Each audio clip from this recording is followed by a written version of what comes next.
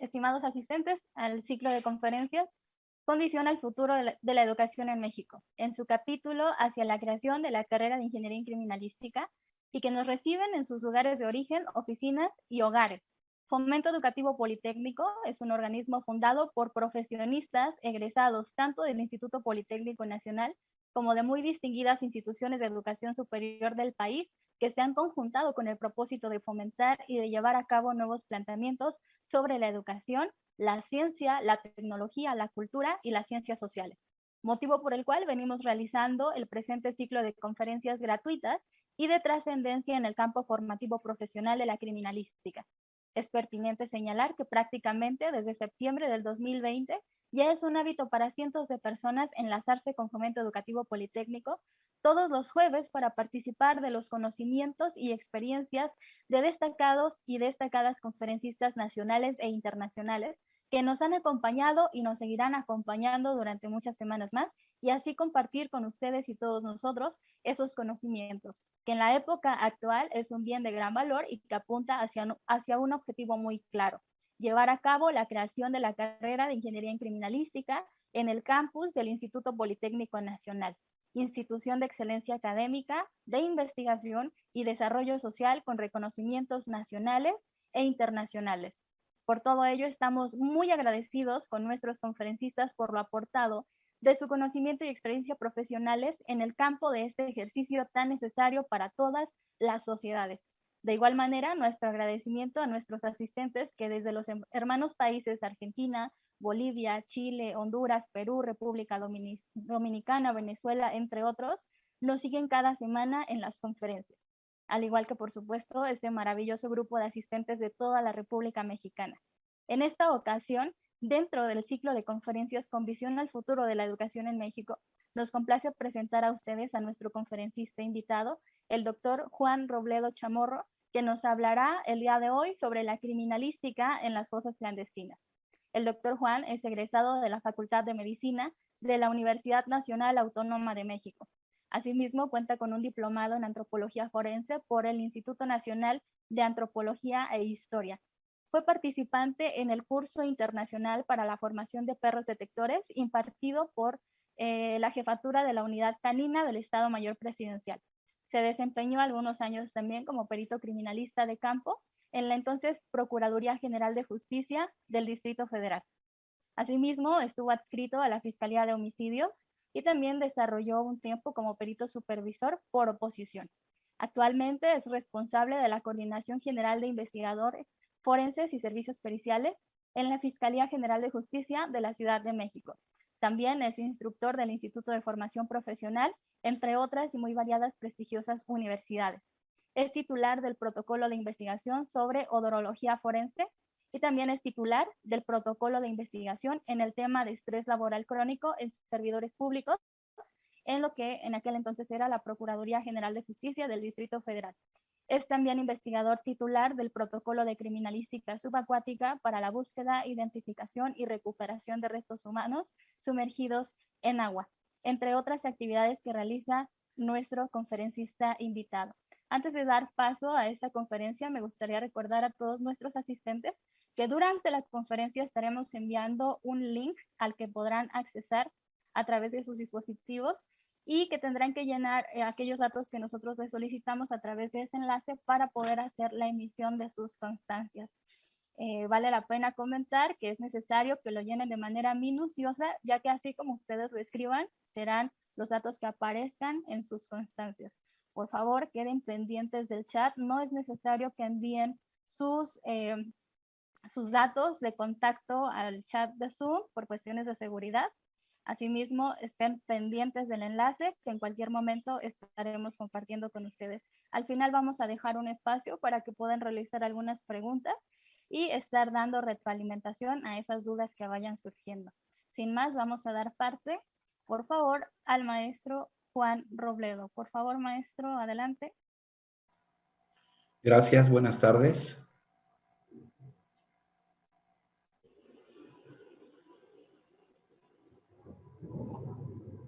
Buenas tardes, es un gusto para mí poder participar con todos ustedes. Gracias por la invitación. Veo algunas caras conocidas, saludos a todos. Doctor Valencia, uno de mis profesores, lo veo por aquí, saludos. Y bueno, vamos a tratar un tema muy de moda, aunque no es tan reciente. Esto ya se viene haciendo desde hace muchos años. Recuerdo por ahí cuando me empecé a formar como especialista en búsqueda de cadáveres enterrados, en el año 2000, mucha gente me cuestionaba de por qué estudiaba esto.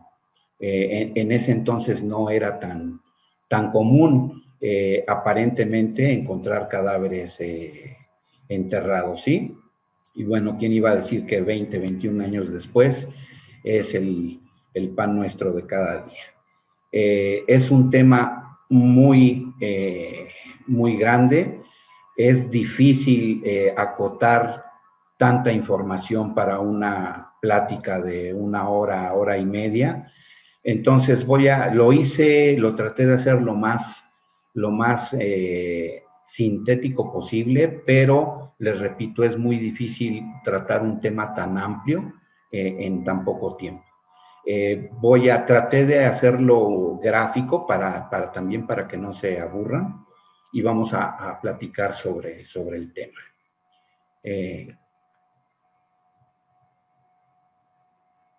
Antes de entrar de lleno con el tema, vamos a hacer un preámbulo, vamos a hablar de algo que es importante, ¿sí?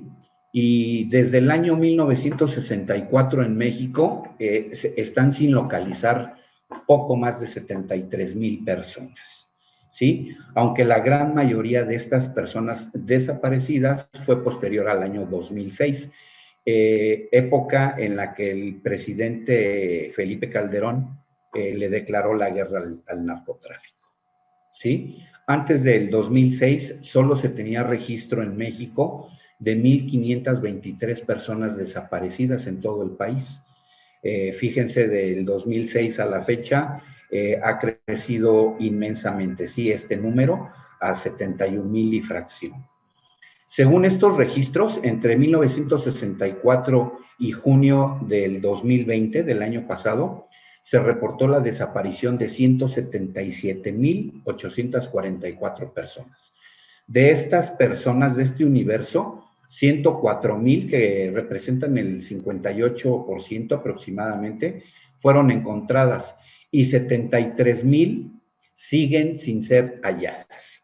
De estas personas que se encontraron, 98,000 aparecieron con vida y 6,401 personas habían fallecido. Estos son datos al mes de junio del 2020. Hablando de fosas clandestinas, se ha manifestado que desde diciembre del 2006 a junio del 2020 se habían encontrado casi 4,000 fosas clandestinas, ¿sí? De las que se sumaron 6,625 cuerpos. Del total de estas fosas, 1,143 fueron localizadas por el actual gobierno que tenemos en el país, ¿sí? Del periodo del 1 de diciembre del 2018 al 30 de junio del 2020.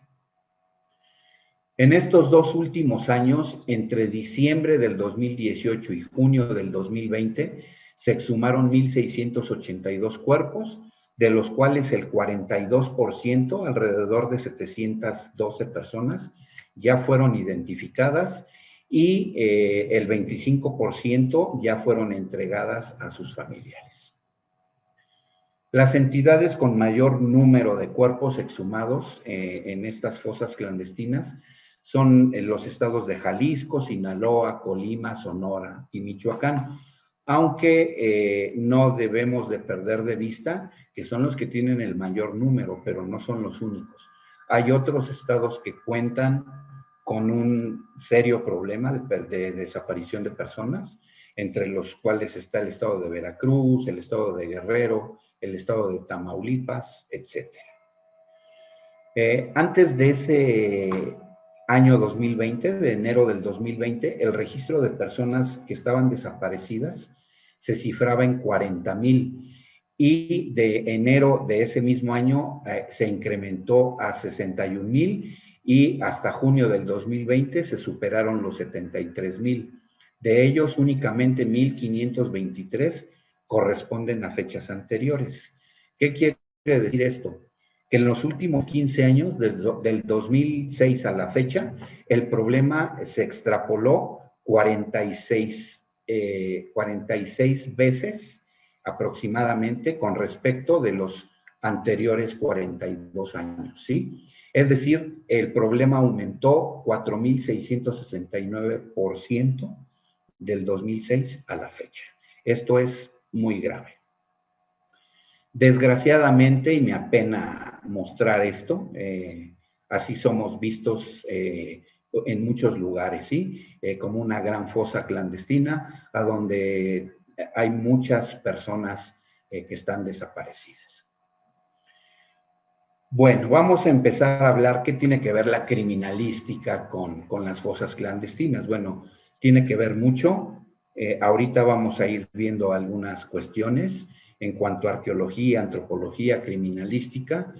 Y déjenme decirles que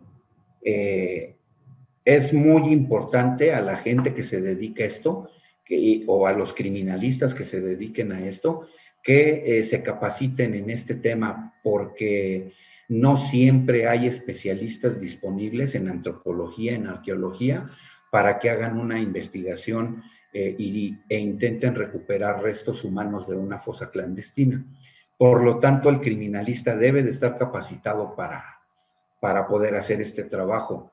Les repito, en el año 2000 no eran tan comunes las fosas, pero tampoco eran tan escasas como para no prepararnos y poder hacer un buen trabajo. Ahora es indispensable tener el conocimiento, la experiencia para poder recuperar este tipo de cadáveres y procesar este tipo de lugares.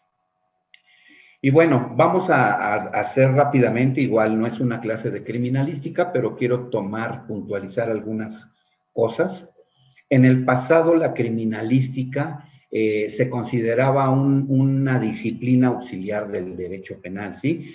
En la actualidad, la criminalística es una ciencia que se considera una pieza fundamental del procedimiento penal y que brinda información oportuna, información veraz y objetiva a los encargados que se encargan de impartir justicia, ¿sí?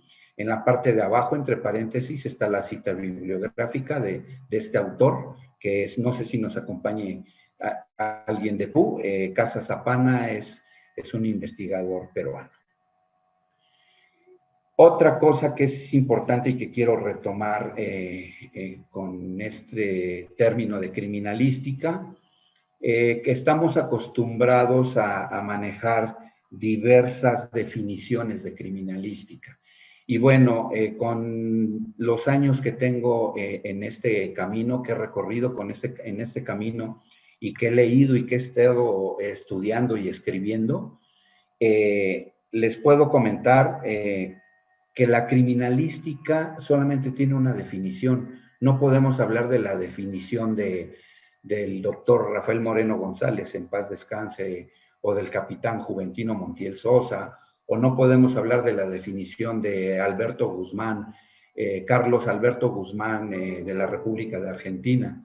¿Por qué? Porque la criminalística está definida, ¿sí? La criminalística está definida. Lo que están haciendo estos autores o lo que hacemos las personas que hablamos de criminalística es conceptualizar un término. Y lo que hacemos es un concepto de cómo vemos nosotros a la criminalística. No la estamos definiendo. Por lo tanto, considero que sí debemos de empezar a corregir esto y no hablar de la definición de tal persona, de tal investigador, porque no la está definiendo. La criminalística proviene de la voz crimen, ¿sí? Que deriva del latín criminis, que denota un delito grave, que a su vez aglutina una serie de sufijos, a saber, ¿sí? El sufijo ista, que también es de origen griego y que denota ocupación, oficio o hábito. Y el sufijo ica, que significa arte, ciencia o técnica. De tal forma que etimológicamente la criminalística significa la ciencia de lo relativo al delito. La ciencia del delito, o mejor dicho, la ciencia de lo perteneciente al delito, o mejor dicho, la ciencia del delito, ¿sí? Entonces, esta es la definición de la criminalística. Lo demás son conceptos. Merced a este avance en la investigación criminal y al avance del conocimiento científico, la ciencia criminalística ha venido creciendo a pasos agigantados, ¿sí? Y ha evolucionado y ha agrupado, ha conglomerado en su seno diversas concepciones que han pretendido definir y comprender esta naturaleza de esta ciencia. A estas concepciones normalmente se les suele denominar escuelas o tendencias, doctrinas criminalísticas, de las cuales solamente voy a tocar rápidamente una, ¿sí? Primero vamos a ver qué es una escuela. Es un conjunto de discípulos, de seguidores o de imitadores de una persona o de su doctrina, así como también la doctrina, principios y sistema de un autor o un conjunto de autores. Les puedo asegurar que la mayoría de los que estamos presentes somos o crecimos de la mano con la escuela juridicista o la escuela clásica, a donde hay autores tan importantes como el doctor Rafael Moreno González, ¿sí? El capitán Juventino Montiel Sosa, autores que pertenecen a dicha corriente, a dicha escuela, a dicho modelo criminalístico, ¿sí? Casa Zapana refiere que existen 4 modelos criminalísticos. Está la escuela clásica o juridicista, está la escuela de investigación criminal, está la escuela criminológica y en la única que nos vamos a centrar es en la escuela autónoma o contemporánea, ¿sí? que es la escuela moderna. Esta escuela moderna o contemporánea nos dice que la criminalística hay que verla como una ciencia teórico-aplicativa y que tiene un propio campo de estudio e independencia científica. Podemos trabajar en equipo a favor de resolución de conflictos e incertidumbres en general. No tiene que ser un delito, ¿sí? Esta ciencia, esta escuela ve a la criminalística como una ciencia multidisciplinaria e interdisciplinaria. De tal forma, este es el concepto, esta es la conceptualización que su servidor y mi gran amigo Enrique Salinas Fernández le damos a la criminalística. No la estamos definiendo. Nosotros, dentro de esta corriente a la cual nos escapamos de esa escuela juridicista para ingresar a esta escuela autónoma, vemos a la criminalística como la ciencia multidisciplinaria e interdisciplinaria que investiga el crimen, utilizando diversos métodos y técnicas para el estudio de los indicios físicos, químicos y biológicos encontrados en un espacio físico-geográfico, con el fin de interpretarlos a efecto de establecer la relación entre la trilogía que forma el lugar, la víctima y el victimario. ¿Sí? Para nosotros, esta es la conceptualización de la criminalística dentro de esta escuela contemporánea. Vamos a ver los objetivos rápidamente de la investigación criminalística en un escenario. ¿Y cuáles son estos objetivos? Pues hay que proteger el lugar de intervención, hay que identificar indicios, hay que documentarlos mediante todas las técnicas que conocemos. No vamos a repetirlas ahorita. Vamos a recolectar estos indicios, vamos a preservarlos, los vamos a estudiar y vamos a intentar hacer una reconstrucción de un hecho para aportar conocimiento a la gente del Ministerio Público o a los jueces. ¿Sí? ¿Y para qué sirven estos objetivos? ¿Cuál es la función de estos objetivos? Sirven para que podamos contar con una información objetiva, ¿sí? Para responder las preguntas universales de la investigación, o lo que antes se conocía en la escuela juridicista como las preguntas de oro de la criminalística. vamos a poder responder qué fue lo que ocurrió, quién es la víctima, quién es el victimario, cuándo ocurrieron los hechos, cómo sucedieron los hechos, en dónde sucedieron, con qué sucedieron y por qué sucedieron, ¿sí? Que es la pregunta que nos auxilian otras ciencias para intentar responder esta pregunta. No sale el perito, permítanme. Ok, no salió. A ver, déjenme intentar. Ahí está. Tenemos a un perito, ¿sí? Un perito debe de manejar dos tipos de conocimiento, el conocimiento empírico y el conocimiento científico. De nada me sirve estudiar una licenciatura, 2 maestrías, un doctorado y tener toda mi documentación y tener todo el conocimiento científico, pero no tener práctica, no tener experiencia, ¿sí? Debemos de conjuntar estos dos conocimientos para que entonces se desarrolle esto que conocemos como pericia, como experiencia. Cuando un perito tiene experiencia y además se auxilia del método científico, vamos a observar, vamos a plantearnos problemas, vamos a plantear hipótesis y además nos auxiliamos del método de la criminalística, bien aplicado, preservar el lugar, observarlo, fijarlo o documentarlo, hacer el levantamiento, el embalaje y el etiquetado de indicios y elaborar una buena cadena de custodia, vamos a poder contestar estas preguntas universales de investigación. ¿Qué, quién, cómo, cuándo, dónde, con qué, por qué? ¿Sí? Trabajando técnicamente se puede hacer un buen trabajo, se pueden aportar elementos técnicos que puedan ser susceptibles de ser utilizados para poder demostrar cómo ocurrió un hecho. Aquí está su servidor en el campo trabajando, aquí me acompaña el doctor Alejandro Valencia, que parece que ya participó con ustedes.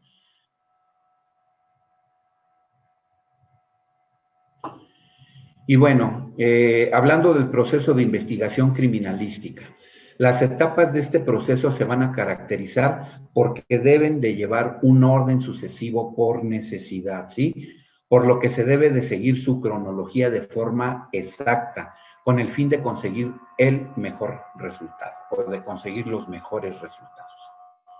Cuando se buscan y se localizan personas que están desaparecidas, los peritos nos podemos enfrentar a diversas situaciones, ¿sí? A situaciones muy complicadas, por lo que aplicar correctamente el método de la criminalística es fundamental para dar buenos resultados. Siempre considerando que las personas localizadas las podemos encontrar con vida o sin ella.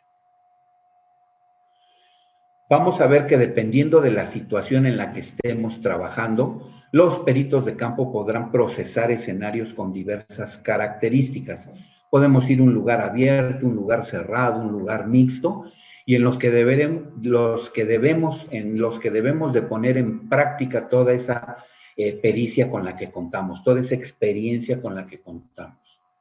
Desgraciadamente, cuando se buscan y se localizan personas desaparecidas, un gran porcentaje de estas las vamos a encontrar sin vida, ¿sí? Desgraciadamente se encuentran sin vida y por lo que vamos a tener que valorar si los cadáveres o restos óseos encontrados se van a localizar enterrados o los vamos a encontrar en superficie.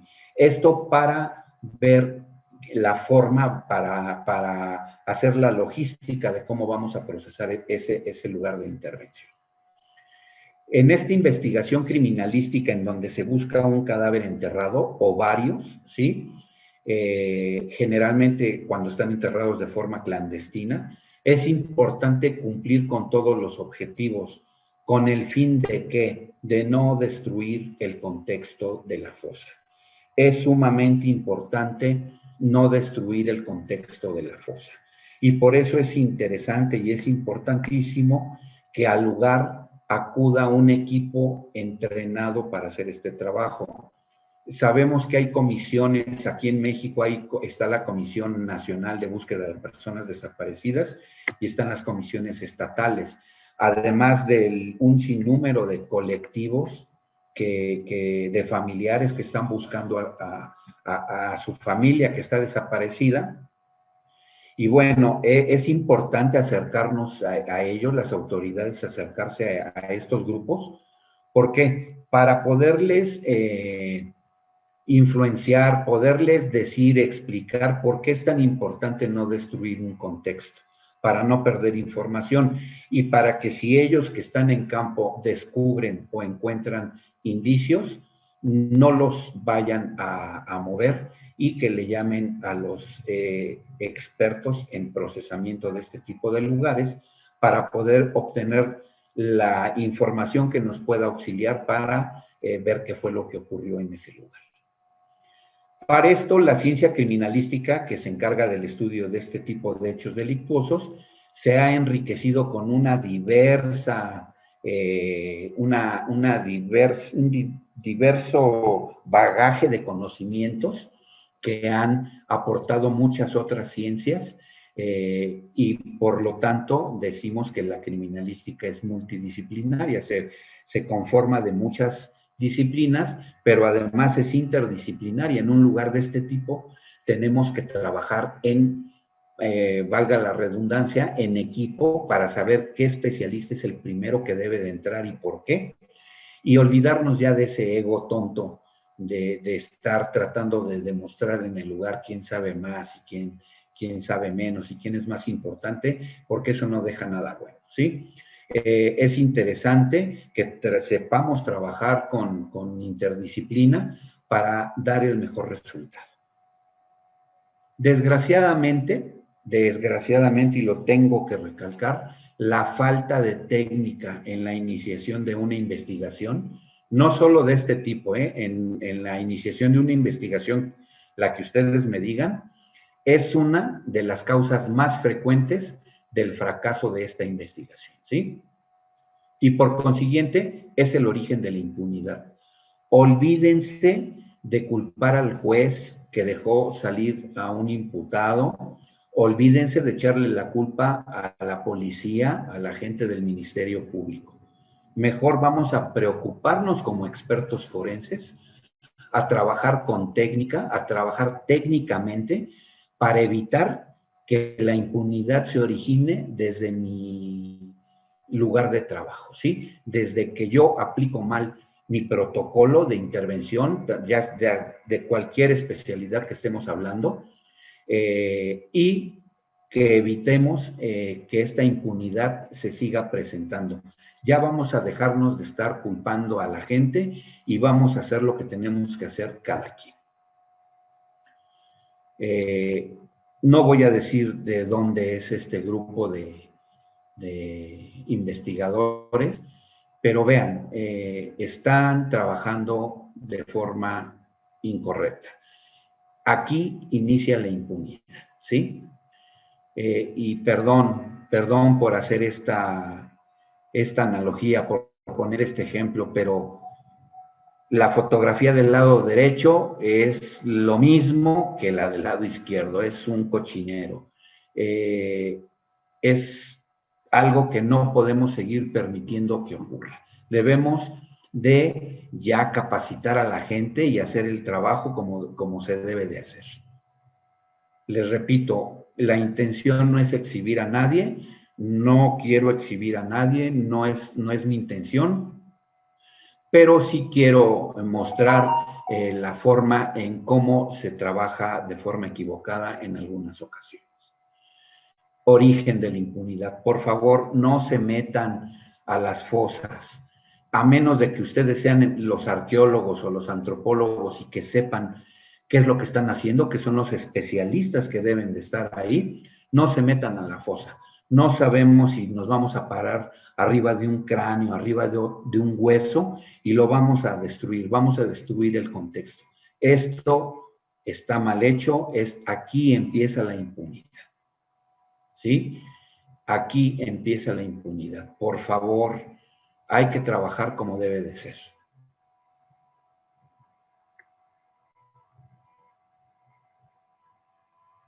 sin palabras, ¿sí? No tengo palabras para describir esto. Son alrededor de 9, 10 personas que están relacionadas con la investigación de delitos, en este caso de una muerte violenta, y vean, están contaminando el lugar, están hasta pisando la pija, está trabajado de forma incorrecta. ¿Cuál es la misión de los peritos? Es importante que veamos esto. ¿Cuál es la misión de un perito? El perito va a buscar la verdad de los hechos, ¿sí? Sin deformarla, sin tergiversarla, no hay que cambiarla, aplicando para ello la metodología propia de cada especialidad. A través de un dictamen no hay que acusar a nadie, no hay que defender a nadie, tan solo hay que auxiliar a los órganos que imparten justicia al descubrimiento de la verdad científica de esos hechos, ¿sí? A fin de que con sus fallos resplandezca la verdad y la justicia. Esa es la misión de un perito, encontrar la verdad científica y auxiliar a quien debo de auxiliar. Por favor, señores, señoritas, si la ley nos pide que opinemos como expertos, como peritos, nunca debemos dejar de ser hombres y mujeres de ciencia. Nuestra misión no es vengar a nadie, no es salvar a un inocente o aniquilar a un culpable.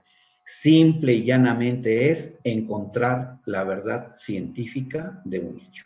Esa es mi misión. El investigador y precursor de la criminalística en México, Carlos Romagnac, refería lo siguiente: no hay un malhechor que no deje detrás de él alguna huella aprovechable. Y tenía toda la razón, porque siempre vamos a encontrar indicios. Está muy trillada ya la frase, pero la voy a repetir. No hay crímenes perfectos, hay malos investigadores. Si no sabemos buscar, no vamos a poder dar buen resultado. Si no sabemos aplicar un protocolo como debe de ser y trabajar técnicamente, vamos a dar un mal resultado. ¿Sí? Por lo que siempre habrá huellas, habrá rastros, habrá indicios que exijan determinado conocimiento dependiendo la especialidad pericial, ¿sí? Y que nos van a llevar estos conocimientos a auxiliar para poder hallar, descubrir, recolectar, analizar e interpretar esos indicios que se están relacionando con el hecho que estamos investigando. Esto me gusta decirlo siempre, lo importante como perito de campo no es llegar y saber poner una cinta amarilla y poner indicadores de piso y hacer una documentación. O sea, sí es importante, pero lo importante más que todo esto es interpretar lo que estoy documentando. Si no sé interpretarlo, pues seremos simples identificadores y recogedores de evidencia.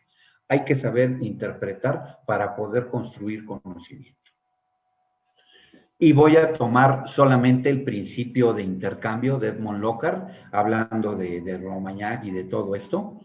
En la comisión de un hecho delictivo, el autor siempre va a dejar indicios de su parte y a la vez va a arrastrar con indicios del lugar o de la víctima.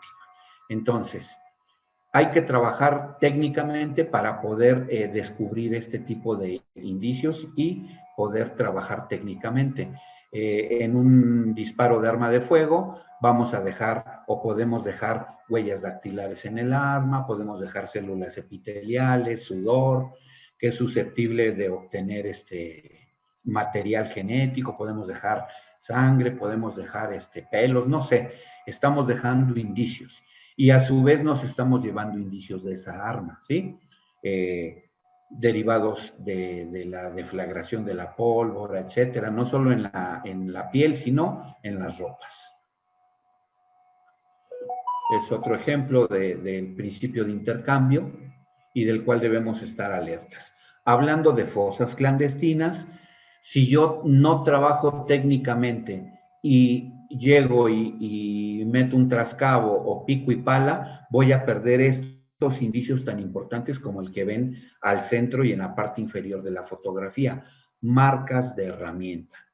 Si yo trabajo con una técnica arqueológica o si está el experto, que es lo ideal, que esté el arqueólogo forense, el antropólogo aplicando su técnica, ellos van a poder preservar este tipo de indicios que son susceptibles de hacer un moldeo. Aquí entra el criminalista, vamos a moldear esta marca de herramienta para tener esas evidencias para una posterior confronta, para tratar de descubrir el principio de correspondencia y de probabilidad, etcétera, en las herramientas que le encontremos, por ejemplo, en la casa, en el vehículo, en algún lugar de un imputado, de un probable responsable. Por eso es importante trabajar técnicamente para poder obtener este tipo de resultados. Huellas en relieve de pies adentro de las fosas, ¿sí? Y bueno, para realizar con éxito una búsqueda de restos humanos, debemos de hacer algunas cuestiones. Estoy checando el tiempo porque es mucha información, Perdón. ¿Qué tenemos que hacer? Bueno, aquí entre el criminalista de campo hay que acordonar el área, hay que crear rutas de acceso, para eso hay que hacer observaciones del lugar, etcétera, ¿sí? Nos tenemos que auxiliar de otras ciencias como la antropología forense, la arqueología forense, que van a ellos a utilizar técnicas modificadas de su ciencia en el ámbito forense y que nos va a permitir obtener buenos resultados. ¿Sí? La antropología física forense, que va a determinar causas de muerte junto con la medicina, se encarga de identificar restos humanos esqueletizados o parcialmente esqueletizados. Desde el lugar nos van a contestar si es hueso, si es humano, si no es humano, si es reciente, si es antiguo, etcétera, ¿sí? Nos aporta muchos elementos, conductas del victimario, podemos hacer algunas reconstrucciones, etcétera. Por eso es importante que nos auxiliemos de este tipo de investigadores. La antropología cultural forense, que aporta conocimiento con respecto de las concepciones culturales sobre algunos aspectos de la muerte, de muertes violentas, de rituales mortuorios, etcétera, ¿sí? Criminalística de campo, policía de investigación, fotografía forense muy importante, video, etcétera. ¿Sí? La medicina no podemos dejarla atrás, la química, es un sinnúmero de especialidades. De aquí entra esta multidisciplina de la que hemos estado platicando, porque tenemos que trabajar con muchas especialidades, muchas ciencias, para dar el mejor resultado. La entomología forense, parte de la biología, ¿sí? Vamos a detectar fosas clandestinas, vamos a encontrar cadáveres en superficie, etcétera. Esto es lo que tenemos que hacer realmente. Identificación de individuos, etcétera, ¿sí? De ahí que se dice que la arqueología tradicional es como la criminalística de campo. Las dos ciencias hacen investigaciones previas, tenemos que hacer recorridos de superficie, observaciones del lugar, prospección, protección de la zona, sondeos, excavación, etcétera.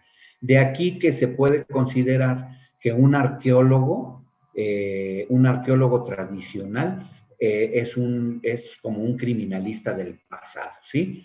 Y también podemos decir que un criminalista de campo es como un arqueólogo del presente, ¿sí? Cuando trabajamos técnicamente, no nada más por decirlo. Y bueno, antes de iniciar cualquier plan de búsqueda en el campo, incluyendo una recuperación de restos humanos, lo primero que se debe de hacer es acordar fechas exactas para la búsqueda y la exhumación de estos restos. Hay que hacer todo un estudio de logística con las fiscalías, hay que ver los recursos, hay que ver el material, el número de personas que podemos ir para dar los mejores resultados. Se debe de establecer el tiempo que se espera estar en el campo, definir el equipo humano que asistirá a este tipo de trabajo.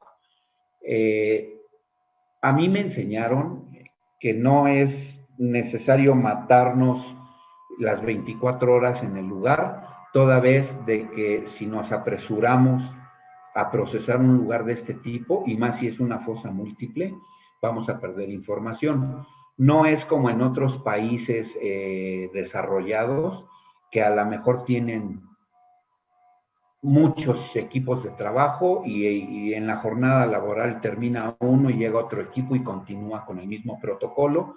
En algunos países, principalmente en Latinoamérica, no tenemos la cantidad de recursos, la cantidad de personal, por lo tanto, es válido trabajar y cuando el equipo esté exhausto, esté cansado, se puede suspender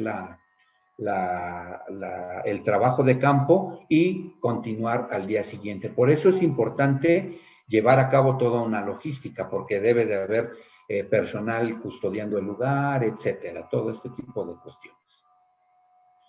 ¿Qué tenemos que hacer? Hacer investigación previa. ¿A dónde voy a ir? ¿Qué herramientas necesito? Incluso qué vehículos necesito para acudir a este lugar. ¿Sí? Conocer las características de la zona, el tipo de hallazgo al que nos vamos a enfrentar. Vamos a establecer un orden de los lugares a recorrer. Hay que acordar medidas de seguridad, estar listos ante cualquier emergencia. No se les olvide, importantísimo, llevar un botiquín, ver qué tipo de fauna hay en el lugar, qué tipo de vegetación, incluso ahorita lo vamos a ver más adelante, qué tipo de ropa tengo que utilizar para poder hacer un buen trabajo de campo.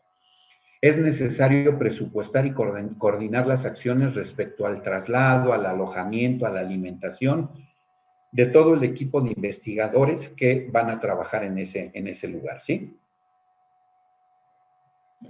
Es importante solicitar a las autoridades responsables de la búsqueda y bueno, hacerlo uno mismo también dentro de lo posible, de ver el pronóstico del tiempo, hay que estudiar mapas del lugar, estudios de seguridad de la zona, del terreno, nuevamente el listado de instrumentos, el equipo humano necesario, ¿sí? Vamos a ver mapas y cartas, vamos a consultar bibliografía, ¿sí? Vamos a ver qué tipo de clima es al que voy a ir, qué tipo de iluminación tengo, qué tipo de vegetación, qué animales voy a encontrar en ese lugar, ¿sí? La flora, la fauna, y a lo mejor es un tanto, me van a decir que soy un poco exagerado con esto, pero es importante, ¿sí? No es lo mismo trabajar en un lugar como el de la izquierda, la fotografía de la izquierda, que en otro como en el de la derecha. Si vamos a una zona semidesértica, desértica, incluso tenemos que tomar en cuenta el tipo de calzado que vamos a usar para evitar accidentes con que se nos entierre una espina en el pie de alguna de las personas que va a intervenir, ¿sí? ¿Qué tipo de animales a los que me puedo enfrentar, a los que puede haber en el lugar para estar preparados para cualquier contingencia? Recuerden, yo aquí les puedo decir por experiencia, ¿quién es el mejor perito? ¿Quién es el mejor investigador? Bueno, me enseñaron también que el que está vivo, ¿sí? Si nos cuidamos, vamos a dar buen resultado. Lo importante y está por encima de todo es la seguridad del equipo de trabajo humano y animal, porque a veces nos auxiliamos de animales, está por encima de todo en un trabajo de campo, ¿sí? Lo primero es estar seguros nosotros para poder dar buen resultado. ¿Qué es y por qué es útil el método arqueológico en las exhumaciones? Bueno, el método arqueológico de la arqueología tradicional modificado para arqueología forense son herramientas que usan los profesionales en estas ciencias para poder dar respuesta a interrogantes como quiénes son las víctimas, quiénes son estas personas, cómo murieron, incluso en ciertos casos, quién hizo esto, ¿sí? Para responder a estas preguntas es importante que preservemos estos indicios. La bibliografía dice lo mejor posible. Yo les puedo asegurar que no es lo mejor posible. Es importante preservar los indicios como debe de ser para poderlos trasladar y analizarlos en el laboratorio. Y para eso estoy haciendo una investigación logística antes de ir a esos lugares para no protegerlos lo mejor posible, sino protegerlos como debe de ser. Yo debo de ir preparado para cuidar los indicios de la forma adecuada para que lleguen a su destino, que son los laboratorios forenses. Hay que preservar el contexto arqueológico para que los investigadores en estas especialidades puedan aportar su conocimiento, ¿sí? Y vean el tipo de trabajo que se puede lograr hacer cuando se trabaja técnicamente. El análisis de los restos humanos y los objetos recuperados a partir de una observación detallada y sistémica es lo que nos permite utilizar una técnica arqueológica, ¿sí? Su objetivo va a ser responder cuál es la identidad de esa persona, hace cuánto murió, cuáles son las causas de la muerte, se trata de una muerte natural, se trata de un accidente, de un homicidio, de un suicidio, etc. Hay evidencia de tratos inhumanos en los restos, de tratos crueles o degradantes, existe tortura, no existe, quién podría ser el victimario, etcétera. Estas aportaciones nos las va a proporcionar la arqueología, la antropología, la medicina forense. Vamos a hacer observación del lugar de intervención, ¿sí? Y bueno, la observación es un elemento fundamental en todo proceso de investigación. ¿Qué vamos a hacer con la observación? ¿Qué es la observación? Es una técnica que consiste en observar atentamente el fenómeno, hecho o caso en el que estamos trabajando, tomar información de esa observación, recopilar información y la podemos registrar para su posterior análisis. Eso es en lo que nos debemos de centrar, saber observar. Nunca hay que olvidar que el éxito de una investigación, principalmente de una muerte violenta, de un homicidio, dependerá de cómo se actúa en el lugar de intervención durante los primeros minutos en los que arribaron los investigadores, ¿sí? Vamos bien de tiempo. Y aquí retomo lo que decía Edmond Locard. El tiempo que pasa es la verdad que huye. Mientras más nos tardemos en llegar al lugar, es información que vamos a perder. La observación ejercida debe de ser exhaustiva, inmediata, directa y objetiva, no dejando pasar desapercibidos los elementos más pequeños. A veces estos elementos diminutos son los que nos pueden dar o acercar a la verdad científica, ¿sí? El objetivo de esta observación es identificar e interpretar los indicios que estamos encontrando en ese lugar y que están relacionados con el hecho que estamos investigando. Existen muchas herramientas, numerosas herramientas para la búsqueda de personas y su uso va a depender de los recursos que tengamos disponibles y las condiciones del lugar. Aquí entra también la logística que estamos llevando a cabo, ¿sí? Y la técnica básica es la que conocemos como recorrido de superficie. ¿Qué vamos a hacer? Vamos a barrer, vamos a recorrer la superficie de un lugar, ¿sí? Para ir buscando indicios. Podemos aplicar otras técnicas que ahorita vamos a ver rápidamente para identificar estos indicios que están relacionados. Otra técnica similar consiste en el análisis de fotografías aéreas, ¿sí? Ahorita están de moda los drones, podemos auxiliarnos de drones, de fotografías satelitales, etcétera. Y en ambos casos la búsqueda consiste en identificar indicios materiales que se encuentran en la superficie de un terreno, de algún lugar. Vamos a ver algunas técnicas de observación. No me voy a detener mucho en esto, todo mundo las conocemos. La técnica de un punto a otro, que no me gusta, desgraciadamente es la técnica más usada en la investigación criminalística, se sigue utilizando y da muchos problemas, ¿sí? Perdemos mucha información y es considerada una técnica empírica. ¿Qué dice esta técnica de observación? Que el perito va a buscar y a marcar, a identificar un indicio como lo va encontrando, ¿sí? Sin un plan determinado, y para que pueda tener éxito esta técnica debe de ser una superficie muy pequeña y con pocos indicios, si no, no sirve de nada. Ustedes vean aquí, les repito, no vamos a exhibir a nadie, solo es un ejemplo. Esta es una técnica de un punto a otro. La gente que nos dedicamos a esto, con la fotografía nos percatamos que no tiene un orden, que los indicios están señalados de forma desorganizada y bueno, estamos alterando por acá posibles indicios en el vehículo y esto es lo que debemos evitar, ¿sí? Técnica de franjas, que es una técnica más adecuada para superficies grandes, espacios abiertos. Y bueno, esta técnica consiste en movernos en líneas rectas, ya sea de norte a sur, de sur a norte, de oriente a poniente, etcétera, siempre manteniendo un frente derecho, ¿sí? Para la búsqueda de indicios. La técnica de criba es lo mismo que la anterior, pero vamos a hacer la búsqueda de norte a sur, de sur a norte y después de poniente a oriente, ¿sí? Dando una doble cobertura. Se puede usar en lugares abiertos, en lugares cerrados y vamos a formar una criba, de aquí toma su nombre, vamos a obtener una criba para ver todo lo que hay en ese lugar. Técnica de cuadrantes, a mí es la que más me agrada, la que más utilizo, y bueno, es una técnica que se realiza cuadriculando un lugar, una zona, y se va recorriendo ese lugar en cada cuadrante en el que estamos. ¿Por qué me agrada? Porque además en cada cuadrante puedo utilizar una técnica diferente, ¿sí? Y puedo llevar a cabo una búsqueda de indicios más ordenada y documentarla de forma correcta.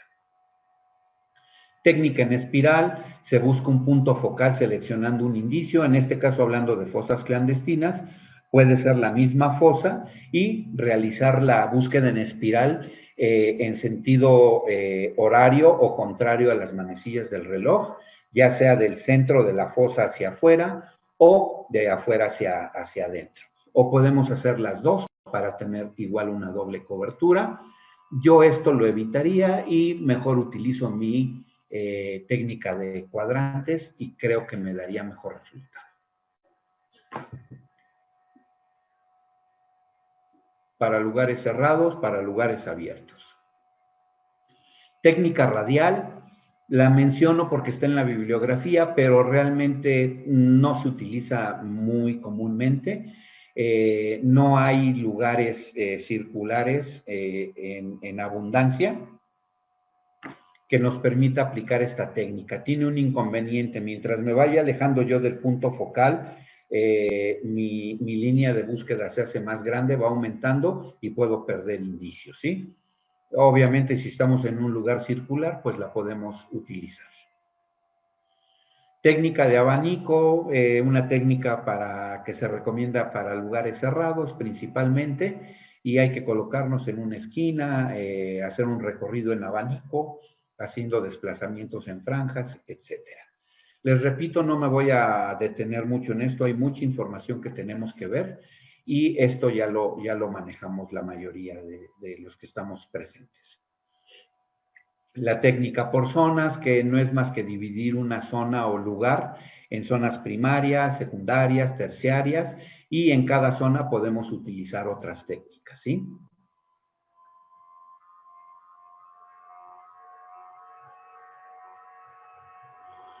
Técnica de barrido. Aquí sí me voy a detener porque es la técnica que más utilizamos para buscar restos humanos en superficie o fosas clandestinas, ¿sí? Es la técnica más adecuada para cubrir grandes superficies. Se requiere la participación de varios investigadores o de personal que está relacionado con la investigación, aunque no sean peritos, pueden ser policías de investigación que estén auxiliándonos ahí. Y hay que hacer una línea horizontal, nos vamos a separar con una amplitud aproximada de 1 metro de distancia entre cada persona para que no perdamos, no tengamos franjas con pérdida de indicios por los campos de visión, ¿sí? Se utiliza para grandes superficies, para lugares en desastres aéreos, etcétera, ferroviarios. Vamos a caminar, Aquí es una práctica, obviamente las personas no son expertos, la línea debe de ir caminando de forma ordenada, aquí van unos adelante de otros y no se trata de eso, tenemos que ir barriendo y vamos a ir marcando indicios como los vamos observando. Aquí es importante que el que esté a cargo de la investigación, si es el criminalista de campo o el arqueólogo, tiene que capacitar a la gente que va a hacer este recorrido para que nos podemos auxiliar de silbatos. Si no llevamos silbatos, podemos gritar, podemos silbar, para que esa señal nos diga que se encontró un indicio. Y la línea se va a quedar estática como está. No vamos a venir todos corriendo a ver qué encontramos, ¿sí? La persona que vaya y que silbe o que haga sonar su silbato, está indicando que está encontrando un indicio, se detiene la línea de búsqueda, se marca con una bandera y continuamos barriendo el lugar. Esto se puede hacer en cuclillas o caminando, no importa. Hay lugares con la vegetación con difícil acceso y tenemos que hacerlo de esta manera, ¿sí? Aquí tenemos los campos de visión. Si yo me separo más de 1 metro, mi campo de visión se va a perder, va a estar separado del campo de visión del compañero que tenga a la derecha o a la izquierda, y vamos a dejar franjas de terreno sin observar y se nos pueden pasar indicios importantes. ¿Sí? Técnicas arqueológicas para búsqueda y recuperación de personas desaparecidas. ¿Por qué la arqueología? Bueno, ya dijimos que nos auxilia para ciertas cuestiones, ¿sí? Hay que empezar a decir que la arqueología se dedica a estudiar el pasado del hombre a través de los artefactos que encuentra y de las herramientas que se crearon y que fueron utilizadas por estas personas. Lo que el especialista en arqueología busca entender de estos restos que encontró es el comportamiento humano, ¿sí? Sus costumbres, sus tradiciones, sus creencias y sus cambios. Aplicando arqueología forense, es lo mismo, el arqueólogo forense va a tener herramientas para tratar de entender el comportamiento humano con respecto de un delito, ¿sí? De por qué se comete este delito, cómo se comete, etc. Para el arqueólogo o la arqueóloga, lo más importante es el contexto, es lo más importante, ¿sí? Es decir, la relación que tienen los objetos en el espacio y en el tiempo en ese lugar. Si destruimos el contexto, el arqueólogo o la arqueóloga van a perder información muy importante. Con respecto de los restos arqueológicos, si sacamos algo de su contexto, difícilmente vamos a saber cuándo y para qué fueron usados, ¿sí? En el caso de lugares de hallazgo, de escenas de crimen, es importante la participación de estos especialistas. Sabemos que a veces no contamos con ellos y por eso es importante que el criminalista de campo sepa hacer este tipo de procesamientos en un lugar para no perder información. ¿Cómo vamos de tiempo? Ok. Antes de salir a campo es muy importante que tengamos en cuenta incluso cómo vamos a ir vestidos. Ya sabemos a dónde voy, qué tipo de vegetación hay, qué tipo de clima. Lo más recomendable es usar pantalones de mezclilla o de telas rígidas, de telas duras pero cómodas, como la gabardina de algodón, para poder resistir los rasguños, los arañones con la vegetación del lugar, ¿sí? Playeras o camisas, yo les recomiendo de algodón, son muy frescas. Si sudamos, que es lo más común, nos va a mantener fresco, pero sí les recomiendo que usen playeras o camisas de manga larga, de preferencia colores claros para reflejar los rayos del sol y que no nos estemos quemando con el sol. Hay que usar gorra, es muy importante, sombrero, botas o tenis de suela gruesa para evitar accidentes con las espinas. Hay que cubrirnos la nuca. Yo uso un sombrero que tiene una cobertura de tela en la parte posterior para que no queme el cuello, la nuca, porque es muy doloroso. Si no, pues hay que usar un paliacate, un paño, etcétera. Les recomiendo mucho el protector solar, por lo menos de 50 filtros, hay hasta de 80, es mucho mejor para evitar quemaduras. Y hay que llevar, dentro de esa logística que hicimos, hay que llevar suficiente agua, suficientes recursos para poder trabajar de forma correcta en un lugar de este tipo. Esta es una práctica que acabamos de hacer hace 3 meses aproximadamente. Es una capacitación que dimos a la Comisión Estatal de Búsqueda de Personas Desaparecidas en el estado de Sonora.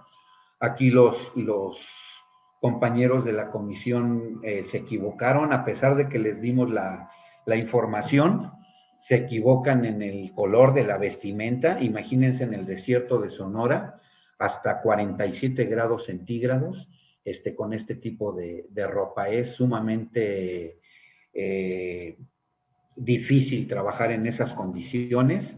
Vean, es un terreno muy seco, semidesértico, y bueno, hay que ir preparados. Aquí vemos algunas, en la fotografía del lado derecho, vemos algunas herramientas de las que ocupamos en campo que vamos a ver más adelante, ¿sí? Se recomienda no caminar por un lugar despoblado sin el acompañamiento de un guía local, ¿sí?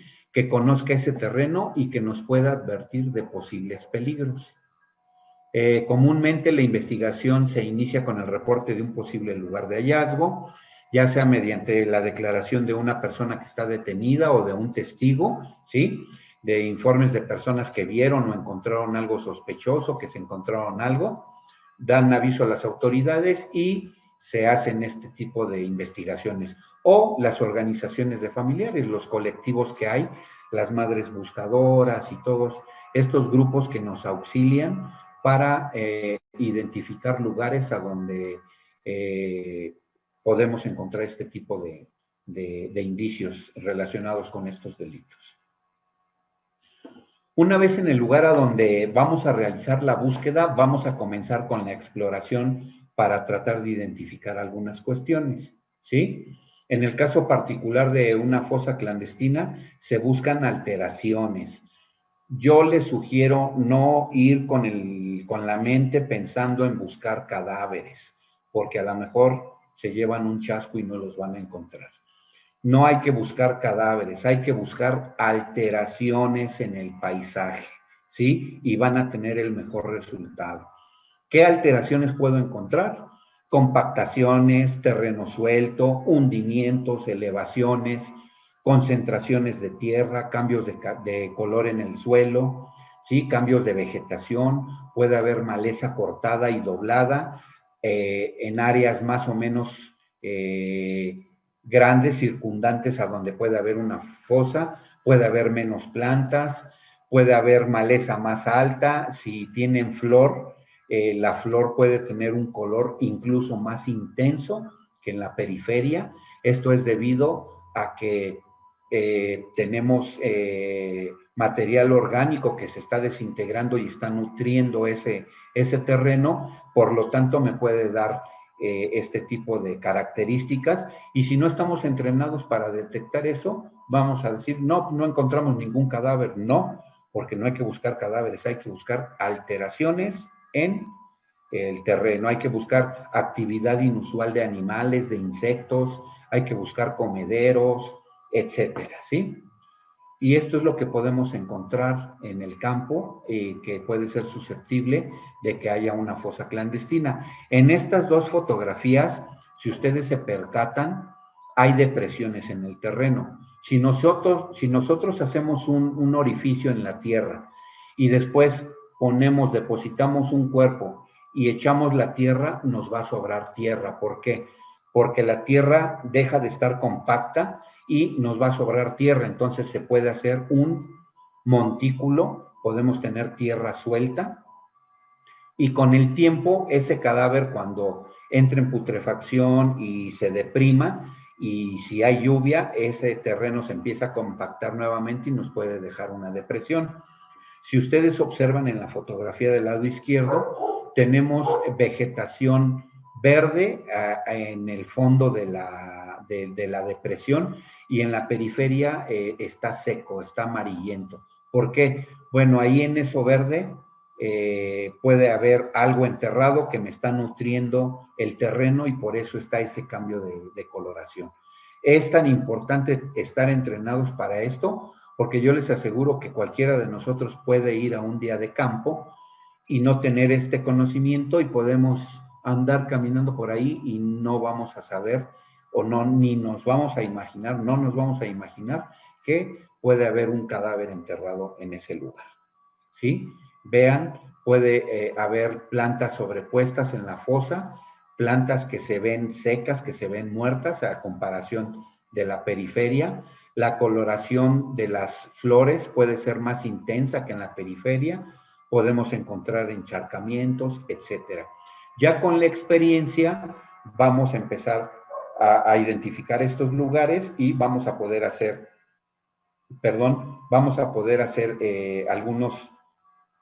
algunas otras pruebas de búsqueda para encontrar restos. ¿Sí? Vean ustedes, incluso aquí taparon el lugar con piedras, intentaron despistarnos. Aquí tenemos a la vista algunos indicios. Y vean, alguien que no esté entrenado para identificar esto, le va a costar mucho trabajo poder realizarlo, ¿sí? Vamos a hacer retículas. Ahorita vamos a ver cómo se debe de hacer una retícula para identificar para registrar estos indicios.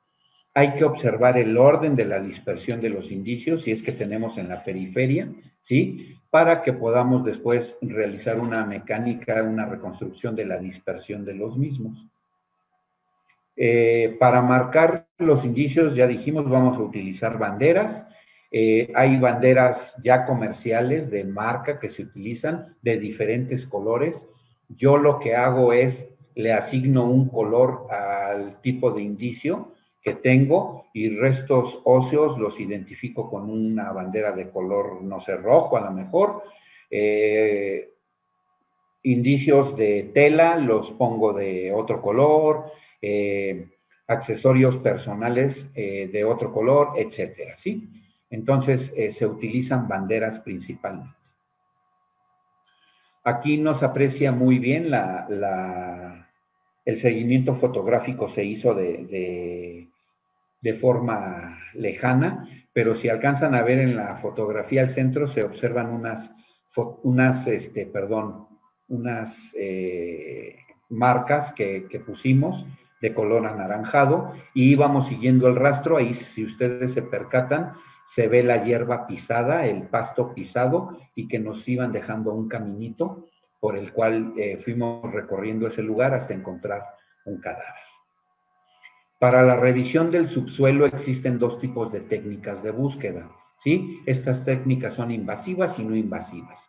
Dentro de las técnicas invasivas tenemos a la muy solicitada y usada varilla T, que no es más que una varilla metálica gruesa que tiene punta en la parte inferior y que se puede utilizar para ver la compactación del terreno. Yo no les sugiero que vayan utilizando esta varilla y la vayan utilizando como si fuera un bastón y ir picando, caminando, ir picando el terreno. Eso no es para eso. Esa herramienta no es para eso. Hay que aprender a observar, y a donde yo detecte algo a través de la observación, voy a utilizar la varilla para verificar si el terreno está más suelto o está más compacto. Ahora que fuimos al estado de Sonora, hay unas varillas que tienen una especie de sacabocado, que están perforadas, y eso permite que cuando las introducimos en el terreno, si hay restos humanos o animales en ese lugar, se va a escapar por ahí el gas de la putrefacción, y utilizando otras técnicas que ahorita vamos a ver, vamos a poder encontrar lo que estamos buscando.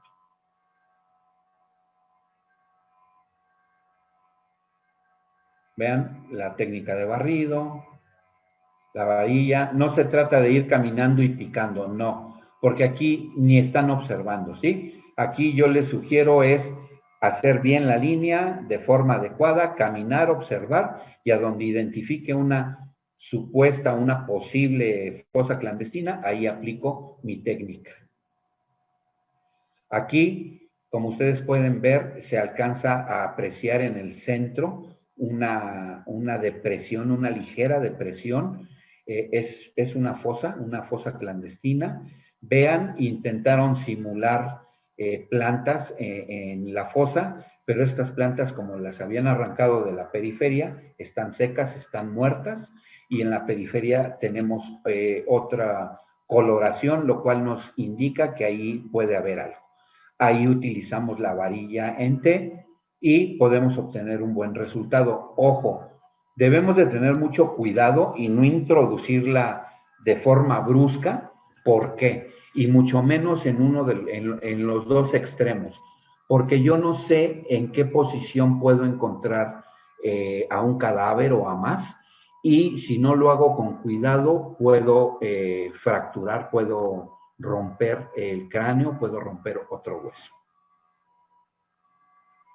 Y vean, este es el trabajo que podemos lograr si trabajamos técnicamente, aplicando técnicas arqueológicas, antropológicas, criminalísticas y trabajando en equipo.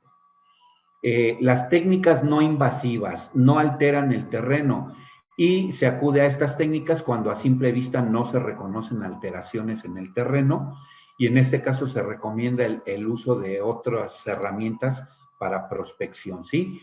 Como el georradar, que a veces también es difícil porque no todo mundo tiene un georradar.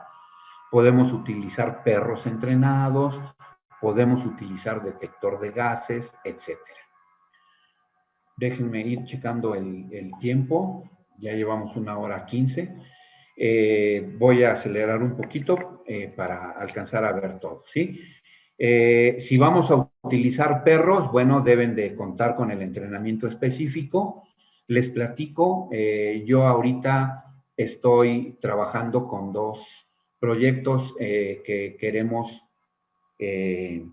incluir en la Fiscalía General de Justicia de la Ciudad de México. Ya tengo algunos años trabajando con esto, y uno de ellos es el trabajar con perros, trabajar con odorología forense, ¿sí? Nos podemos auxiliar de detector de metales, ¿sí? Perros para la búsqueda de indicios. Y bueno, Gary Baucham dice que el olor humano proporciona una huella olorosa análoga a las huellas dactilares y a las muestras de ADN, ¿sí? Lo que pasa es que nosotros no tenemos la capacidad olfativa que tiene un animalito de este tipo, ¿sí? Aquí les presento un video rápidamente. Este es uno de los perritos. Esta es una perrita que estamos entrenando para nuestro trabajo que vamos a presentar en la Fiscalía. Tiene 6 meses de edad, es una pastora alemán y tiene aproximadamente 3 meses de entrenamiento. Aquí al final, ahí por donde pasó ahorita la perra, entre las rocas del muro, tenemos una gasa impregnada con un olor de una persona, y la perra está buscando ese aroma. Nosotros le dimos a oler una gasa con el mismo aroma, y ella lo debe de encontrar, ¿sí? Vean, la perra está trabajando en positivo, no castigamos nosotros, y ahí va a descubrir. Ahí hay que premiar al animal, y de esta forma estamos capacitando a los perros para que nos ayuden en campo. Bueno, a mí me gustan los pastores alemán, pero hay muchas razas. Incluso no tiene que ser un perro de raza, simple y sencillamente un perro que pueda trabajar. Otra técnica no invasiva es el georradar. El georradar o radar de penetración Es un equipo que va a mandar ondas electromagnéticas a través del subsuelo y en cada capa estratigráfica va a rebotar y ese rebote lo vamos a poder registrar en una computadora y nos va a dar una alteración. El georradar no nos va a decir que ahí hay un cadáver o 2 o 5 o 20 y mucho menos nos va a decir si el cadáver es de sexo masculino o de sexo femenino.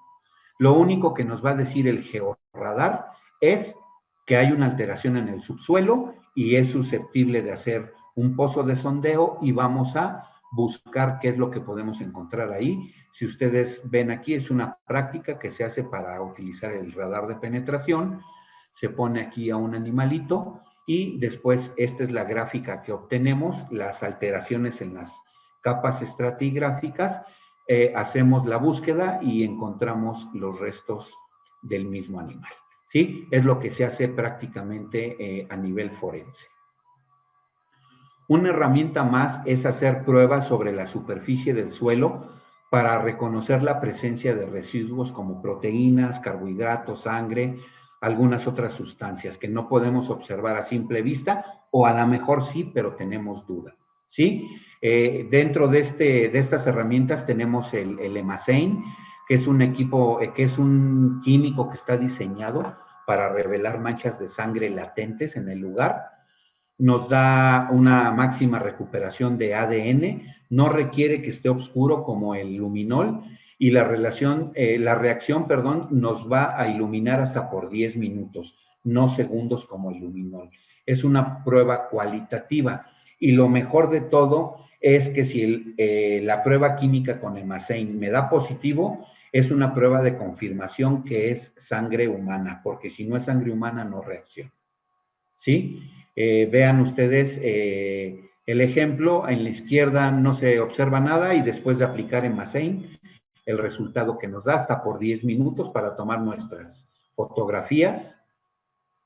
Este es un trabajo de campo en el cual en las fotos que vieron ahorita que les dije que fuimos siguiendo un rastro en el sendero de pasto, encontramos un cuerpo enterrado y llamó nuestra atención manchas al parecer hemáticas que estaban en las hojas de los árboles, en los troncos de los árboles y en este tipo de superficie, si tenemos duda, podemos utilizar este tipo de herramientas químicas que también tenemos. Es importante ubicar en un mapa el lugar de intervención, hay que hacerlo mediante la utilización de GPS, incluso si tenemos buena recepción podemos utilizar el celular, ¿sí? Para poder hacer una buena localización satelital. Estoy yendo rápido porque ya estamos sobre el tiempo y quiero terminar de ver todo. Una vez identificada el área potencial, se inicia formalmente con la investigación a cargo de los expertos en criminalística, en arqueología principalmente, que son los que van a atender las técnicas de excavación. No debemos de dejar atrás los centros de mando, que es a donde vamos a tener el material para trabajar, el alimento, el agua principalmente, un lugar hasta para descansar, ¿sí? Aquí tenemos este es un laboratorio móvil, pero bueno, si no tenemos laboratorio móvil, puede ser una carpa, puede ser una lona, etcétera. La cosa es tener un centro de mando a donde podamos concentrarnos los expertos y tener concentrado el material. Vamos a trazar una retícula a donde identificamos una fosa clandestina, ¿sí? Esta retícula se va a hacer con un hilo resistente, se utilizan estacas, y no es otra cosa más que tener un registro exacto. Se hace también auxiliándonos con una brújula, y no es otra cosa más que un plano cartesiano para poder localizar los indicios con respecto del eje de las Y, del eje de las X, y además nos va a auxiliar con un tercer eje, que es el eje Z, que ahorita vamos a ver cómo se usa, y nos va a dar la tercera dimensión, ¿sí? Para ver la profundidad de la fosa y de los restos humanos.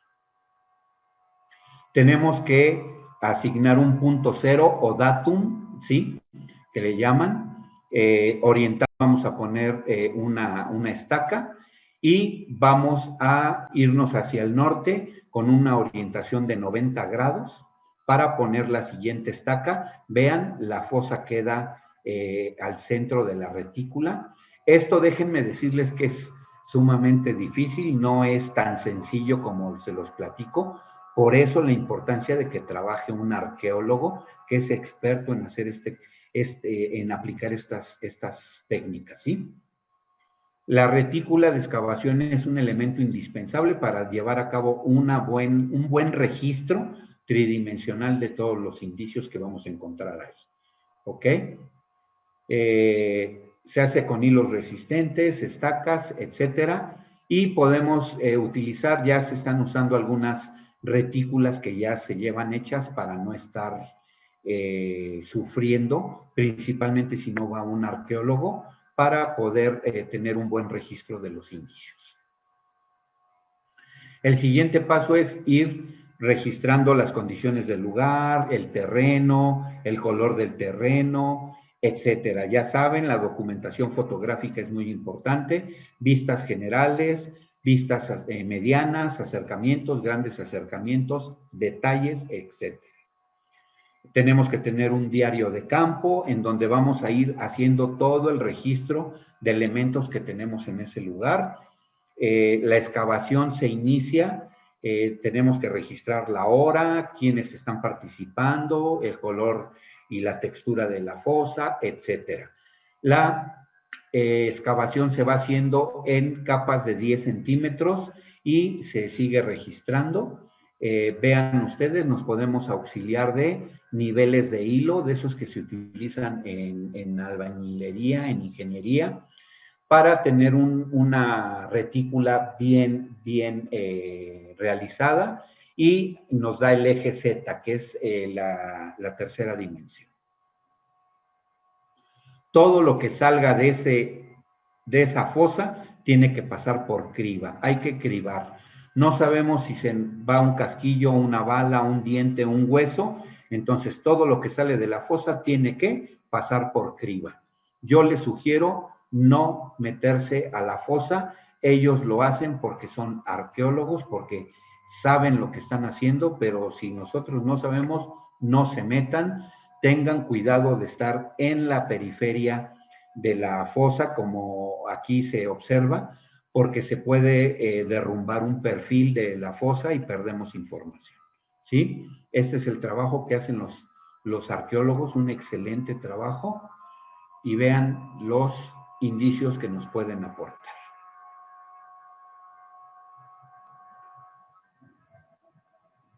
Es importante, ya lo dijimos, el contexto. El contexto nos da una idea de la temporalidad. Si ustedes ven la fotografía izquierda, es un entierro cultural, es un entierro religioso. La fotografía de la derecha es un entierro reciente, incluso el cadáver tiene una bolsa de plástico a nivel de cráneo, ¿sí? A nivel de cabeza. Y bueno, todo, ya lo mencionamos, tenemos que pasarlo por criba, tenemos que revisar todo esto. Esta es una criba a donde nada más la sostiene una persona y es más fácil estar cribando porque las otras tradicionales es entre dos personas. ¿Ok? La excavación se hace en capas de 10 centímetros, vamos utilizando cucharillas, escobetas, recogedores, herramientas de escultor, de dentista, para no destruir el contexto de la fosa. Nos podemos auxiliar de estas chinches o tachuelas para ir marcando indicios, como aquí se ve. Ya que encontramos el indicio, se pone su indicador de piso, se documenta, se fotografía y no lo jalamos a ver qué es porque me traigo el contexto, pierdo el contexto, sigo excavando. Y cada que voy encontrando un indicio se va registrando la hora y la profundidad. Las voy a pasar rápidamente porque ya estamos sobre el tiempo. No quiero exceder y quiero que vean todo el material. Vean, este es el trabajo que podemos hacer si trabajamos técnicamente. No permitan que les digan que no, que es muy cansado, que eso para qué lo hacen. No lo permitan. ¿Por qué? Porque van a trabajar de forma inadecuada. Esto es lo que se debe de hacer. Y si quieren dar el mejor resultado, aquí lo tenemos. No me voy a meter a hablar de tafonomía forense, porque no nos va a dar tiempo, pero tenemos que tomar en cuenta todos esos factores.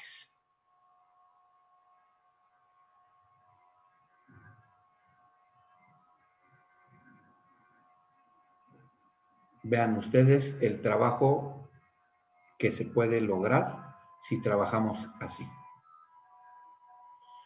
También tenemos que tomar en cuenta las capas estratigráficas. Nos podemos auxiliar de expertos en geología para ver todo este tipo de cuestiones de la Tierra. Ya saben, tenemos que hacer un registro, una documentación escrita, con planos, planimetría, etcétera. Todo eso que ya lo sabemos como criminalistas. El dibujo. Todo esto son los registros y cada resto óseo que saquemos de ese lugar lo tenemos que llenar en esta cédula de identificación. Vamos a ir coloreando qué huesos. Para eso pues es necesario saber anatomía, y si no, pues auxiliarnos del experto que sepa identificar qué hueso es para poderlo registrar.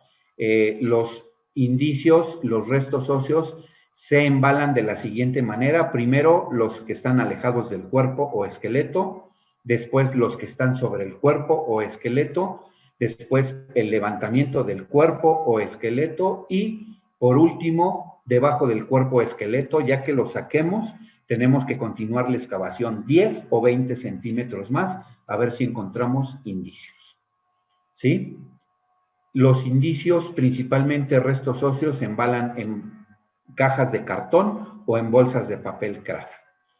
De esta manera, protegiendo el cráneo y los huesos frágiles al centro y custodiados por huesos largos como el fémur, los húmeros, que protejan estos huesos y que no nos vayan a, que no se nos vayan a romper. Es importante tener el registro de la fecha, el lugar, qué número de indicio, a qué profundidad se encontró, etcétera. Y estas preguntas las va a contestar el antropólogo, algunas en campo y algunas en laboratorio. ¿Es hueso? ¿Es humano? ¿Es moderno? ¿Sí? ¿Cuáles huesos están presentes? ¿Cuántos individuos son? ¿Cuál es su afinidad biológica o raza? ¿Cuál es su sexo? ¿Cuál es la edad? ¿Cuál es la estatura? Y cuáles son sus características particulares. Y eso nos va a ayudar a identificar a una persona probablemente. No es lo mismo decir encontramos restos de una persona a decir encontramos restos de una persona de 25 a 30 años de edad, de sexo masculino, con una afinidad biológica mestiza, ¿sí? El cual medía unos 70 centímetros de estatura y tenía ciertas características particulares. Empezamos a acotar el universo de búsqueda para tratar de localizar a esa persona, de identificar, perdón, a esa persona. Nosotros como criminalistas hacemos un examen externo de cadáver y bueno, el antropólogo hace un examen antropofísico. Ya casi estamos por terminar y quiero preguntarles lo siguiente. ¿Todas las personas desaparecidas y que mueren están depositadas en fosas clandestinas o abandonadas en superficie? En la Ciudad de México estamos trabajando con 2 proyectos. Ya les informé ya les platiqué del de odorología, y el otro es y este surgió de esta pregunta. Bueno, ¿y todos los cadáveres los tiran o los entierran? No. Por ejemplo, la República Mexicana tiene más de 11,000 kilómetros de litoral, ¿sí?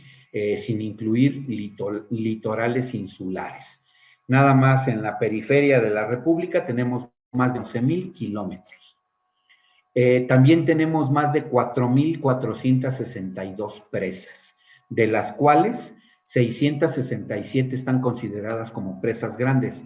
¿Qué quiere decir presa grande? Que tienen mucha capacidad de almacenamiento y una profundidad de por lo menos 15 metros. No estoy contando ríos, lagunas, cenotes, etcétera, ¿sí? Y esto es lo que podemos encontrar, indicios y que nadie voltea a verlos, restos humanos desaparecidos abajo del agua, ¿sí? Son esas personas que van y tiran al agua con los famosos zapatos de cemento o los amarran a una piedra y los tiran. Por ahí en Argentina, en Chile, desaparecían a personas en alguna época del siglo XX, los amarraban, los encadenaban a rieles de tren y los tiraban de avionetas o de helicópteros en el mar, ¿sí?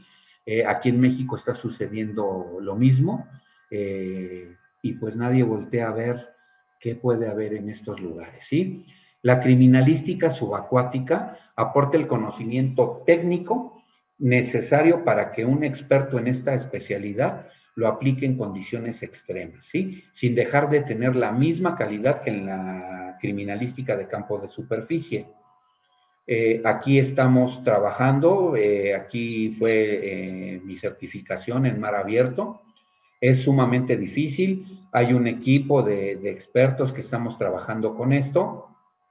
Aquí está el doctor Ramírez Aldaraca, que parece que ya participó aquí con ustedes con una ponencia. Él forma parte del equipo.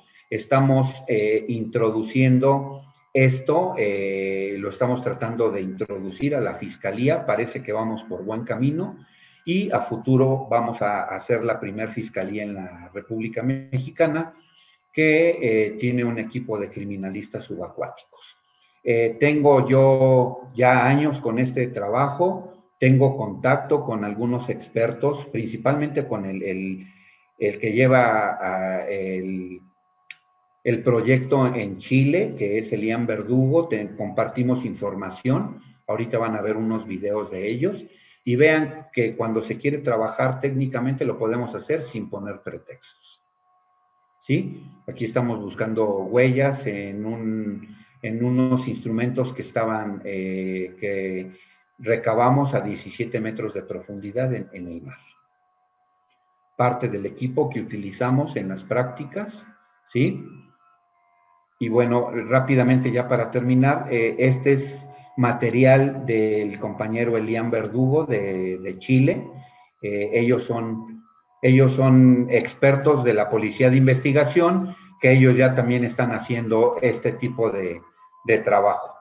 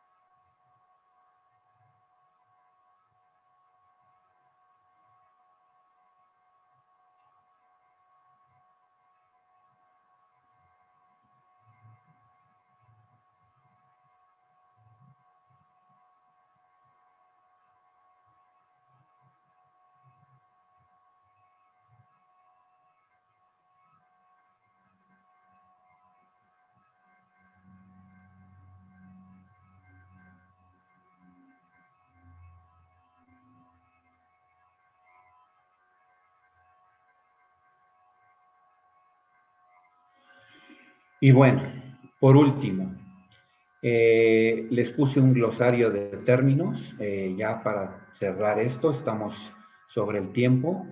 ¿Qué es una fosa? Es un hoyo en la tierra para depositar un cuerpo, restos humanos o indicios. ¿Qué es una tumba? Es un espacio creado y construido para depositar un cuerpo. Es diferente, ¿sí? ¿Qué es una fosa clandestina primaria? Son restos humanos unidos con tejido blando en una posición ordenada. Una fosa clandestina secundaria, restos óseos revueltos, hay pérdida de restos óseos, posición anatómica no está ordenada, suelos removidos Y esto es a lo mejor una posible pérdida de contexto, ¿sí? Víctimas primarias son los cadáveres, víctimas secundarias son las familias. Vamos a excavar, no vamos a escarbar, ¿sí? Vamos a hacer una excavación técnica. ¿Qué es excavar? Hacer una cavidad o un hoyo en la tierra técnicamente.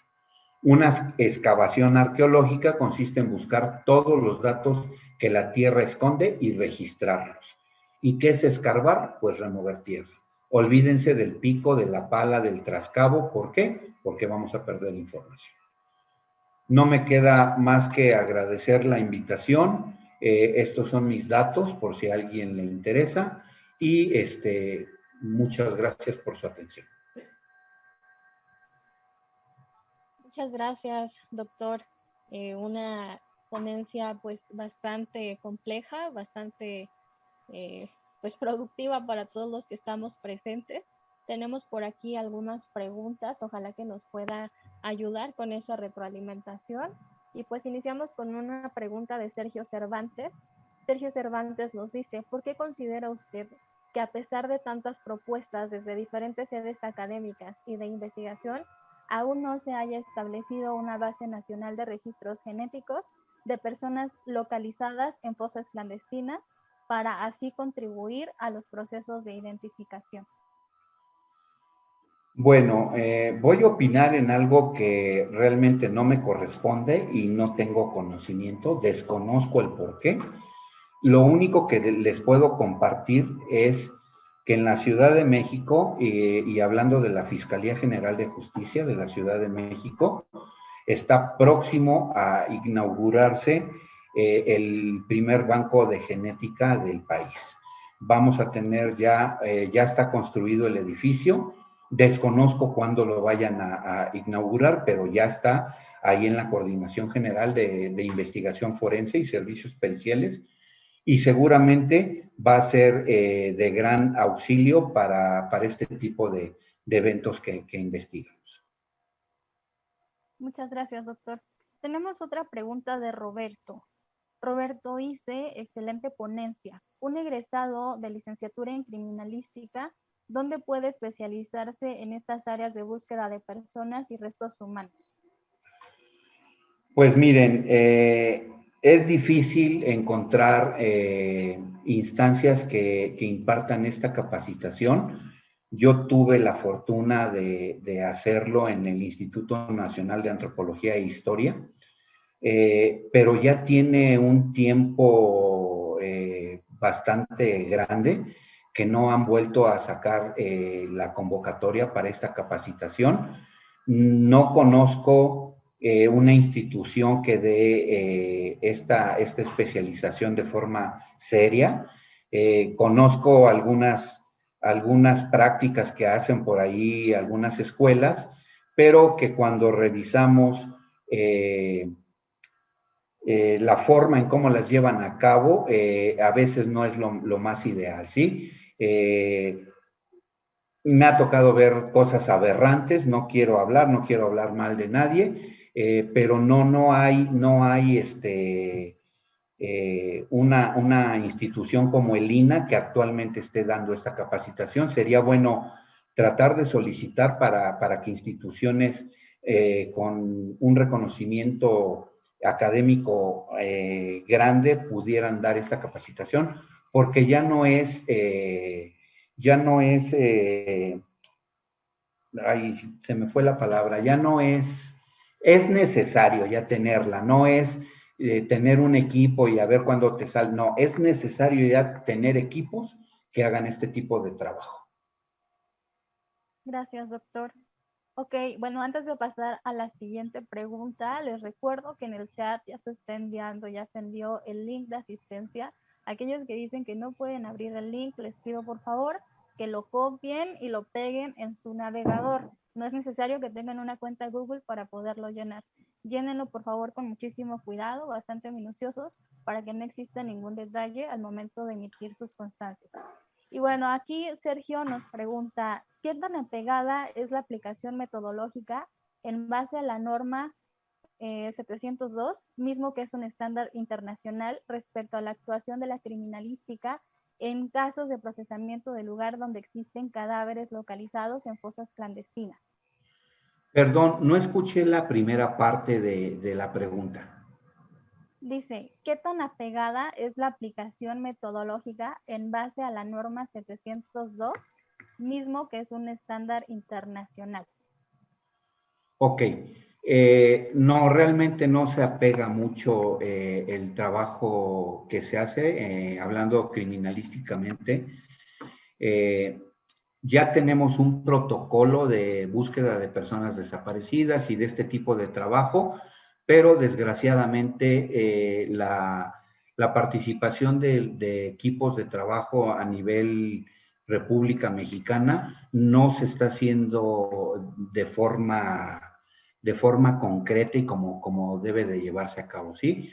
No creo, ahorita no ubico la norma a la que hacen referencia, pero el trabajo que yo conozco que se hace en campo no es de excelente calidad. Se saca el trabajo, pero ya debemos de dejar de sacar el trabajo, debemos de hacerlo como se debe de hacer. Y para esto se requieren especialistas en otras ramas como la arqueología y la antropología, que muchas veces estos expertos no están interesados en participar en el ámbito forense, ¿sí? Pero sí es necesario contar con estos especialistas que son los que deben de aplicar su metodología. Muchas gracias, doctor Juan. Y bueno, pues cuestiones de tiempo, vamos a pasar a hacer entrega de este reconocimiento público que queremos extender de parte pues del equipo de FEPAC por su excelente participación el día de hoy con su conferencia titulada La criminalística en las fosas clandestinas, firmada por el doctor Mario Ricardo Saldaña, director del Colegio Internacional de Peritos en Investigación de Fuegos, Incendios, Explosiones, Explosivos y Ciencias Forenses, igualmente por el ingeniero Alfonso Torres Saavedra, quien es nuestro presidente en Fomento Educativo Politécnico. Agradecemos su tiempo, doctor Juan, y la disposición que tuvo para compartir el día de hoy con nosotros este tema tan relevante. Ojalá hayamos podido llegar a toda la información que estos asistentes el día de hoy necesitábamos para complementar pues algunas dudas. Y sin más, vamos a pasar a la siguiente etapa de este evento. Vamos a ceder la palabra al ingeniero Alfonso Torres Saavedra para que nos dé algunas palabras. Adelante, ingeniero Alfonso, por favor. Licenciada Cintia.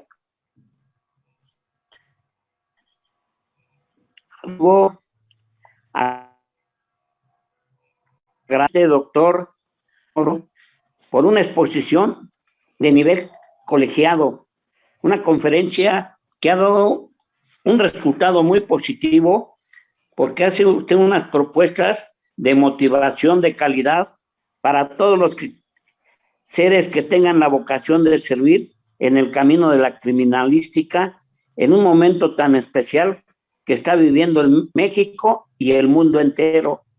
Le agradecemos infinitamente, doctor Juan. Gracias y enhorabuena. Esa entrega de ese diploma, de ese reconocimiento, es con el sentimiento de que nuestro auditorio sea testigo de honor en la gratitud que cada uno de nosotros podemos vertir en silencio, en la gratitud hacia su persona. Muchas gracias, doctor, y enhorabuena. Muchas licenciada, gracias. Sí, doctor, gracias. Licenciada Cintia, muchísimas gracias por tu desarrollo como ingeniera en mecatrónica aplicada a la ciencia de la criminalística.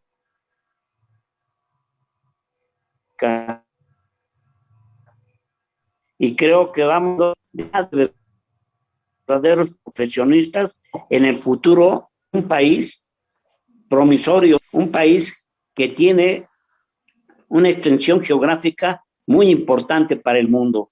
Muchas gracias, Cintia, y que siga multiplicando tu inteligencia para poder guiarnos y darnos más luz cada día tanto a nuestros compañeros conferencistas de apoyarlos en su conferencia como a nuestro querido auditorio. Muchas gracias, Cintia. Especialmente un saludo a nuestro querido auditorio, a las compañeras y compañeros, porque la calidad de estas conferencias, ustedes le han dado en silencio y en presencia la calidad de ese auditorio tan importante, porque la importancia la hace el ser humano. Y ustedes han demostrado dos cosas muy importantes en este momento, en esta conferencia número 37, que llevamos caminando hacia la carrera de ingeniería en criminalística. Su liderazgo natural, multiplicador, que han ido siendo de boca a oído la calidad de estas bonitas conferencias y de nuestros conferencistas. Hoy hemos rebasado 720 antes de las 6 de la tarde. Y eso es una satisfacción muy grande para una organización con este sentimiento de natural que tenemos, sin deseos de lucro, sino todo lo contrario, despertar conciencias para despertar a México con la calidad de cultura y de valores que necesita en este momento el país y el mundo. Por eso, auditorio, no dejen de hacer liderazgo personal. Han aprendido porque ustedes han hecho crecer su propio auditorio, que ahora es una elegancia reencontrarnos un granito, una partícula de cada uno de ustedes como seres humanos, y eso nos enriquece y nos da energía para salir más adelante, y le dan la fortaleza a nuestros conferencistas para que rindan su inteligencia y de experiencia que durante muchos años la han ido adquiriendo en el campo. Muchas gracias, querido auditorio, y no dejen de hacer liderazgo, pero para eso hay que estudiar el RH, las relaciones humanas, precisamente hacer relaciones humanas de una actitud positiva.